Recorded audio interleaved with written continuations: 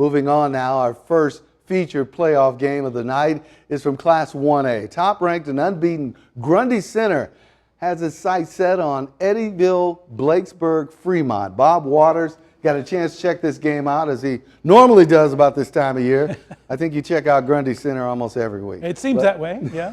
And they look pretty good tonight. Yeah, this was kind of like a number one, like March Madness, like a number one versus like the number 16 seed. Oh, okay. Kinda Did Cinderella do anything? Well, let's get to the highlights first, Rick. I don't want to give anything away. You know, it's hard not to call Grundy Center a dynasty. The Spartans have played in 5 straight state championship football games, compiling an amazing 67-5 record.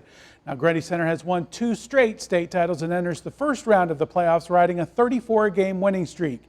Eddyville Blakesburg-Fremont is 2-6 and lost its last game of the regular season last week to Sigourney Keota by the score of 79-6. So it's safe to say, if Grundy Center would lose tonight, it would be the biggest upset in state football history. Narrator, they did not lose tonight. Sorry, I gave it away. Let's go to the highlights. Opening kickoff, and you'll see how it goes. It's a good kick, right? Right into Braden Davies' hands. And, you know, we saw this last week. The junior does the rest. He's going to the near sideline, waits for his blockers, then goes right past him, down the sidelines, and into the end zone. That's 80 yards, 12 seconds into the game. Last week he scored on the opening kickoff in 11 seconds. Glad you had your camera on. 1 second longer. I know, I got to wake up. 7-zip Grundy Center. EBF's Dalton Brinniger trying to move the ball, but the Spartan defense would look good tonight. Forced a punt here. Spartans now moving the ball. Quarterback Judd Jarofsky rolls out. He finds Tiernan Vokes on the sidelines. Makes the guy miss, but Brinniger strips it, and Owen Hyatt recovers it. Good news for EBF. Maybe one of the only miscues from the Spartans tonight. After a punt, Davey with the inside handoff, slides by a tackler, and there he goes again. Off to the races, speeding 50 yards to pay dirt to make it 14-0 Grundy Center. The student section celebrating Halloween a little early tonight.